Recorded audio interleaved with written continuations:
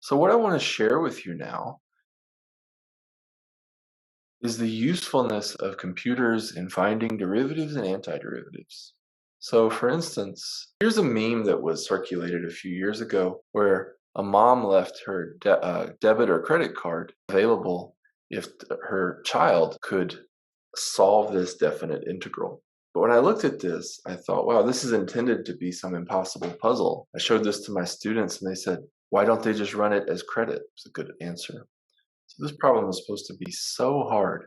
Can we figure it out? Well, with Desmos, it's easy. I can do int for definite integral and go 0 and hit the up arrow for 1. And I just have to be sure that I can take this 3x cubed minus x squared is 2x minus 4 and divide that by SQRT will almost always give you the square root x squared minus 3x plus t, and get out of the fraction with the arrow key or clicking, say dx.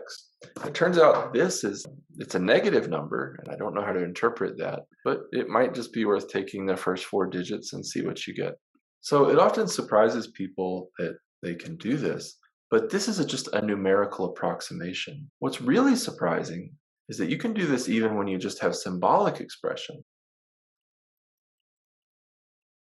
It's wolframalpha.com. And it has 2 types of input. You can do natural language or you can do math input. For math input, if I want to do an integral, I can just type in the expression I want, which I could do, whatever I wanted.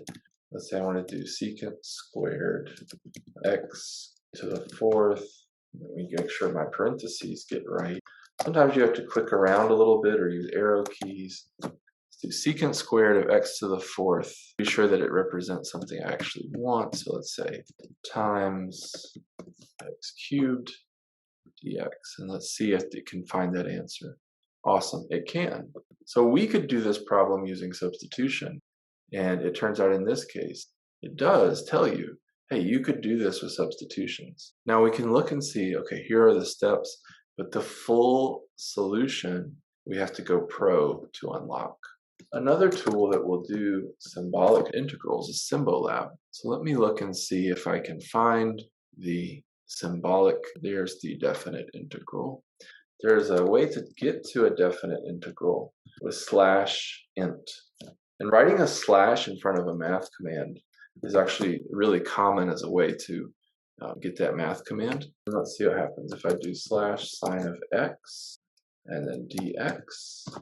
When I put slash, it tells it it's a math command. If I do definite integral of sine of x, it knows that the answer is negative cosine of x plus c. Now, once you do that, you can do click here for practice integrals, and it will suggest to you problems that you can try. So here I have the definite integral of 4 dx, and I know that that's equal to 4x, and I click verify. Unfortunately, you have to sign up, which you can choose to do, that's fine. But you have to sign up to verify your answer. It's not completely open. In fact, my answer is not quite correct. Do you see what I did wrong? Yeah, I'm missing the plus C here. I believe that a math class is more about thinking, about the process of thinking through things, than it is about the product of any particular thought process. So it's awesome that we have all these formulas, that we have these memes like the fundamental theorem of calculus. But it's not just about getting a number. It's about the insight into the world that can be offered. And here I'm quoting an idea by the great mathematician and engineer, Richard Hamming, who said the purpose of computation is not numbers, but insight.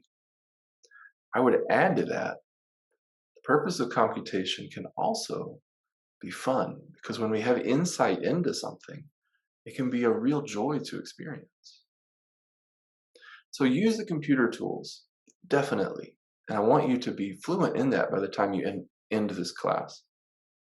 Also, just think about these things and realize it can be a lot of fun to think about what you're doing. And I enjoy it tremendously. So thank you for going on this journey with me.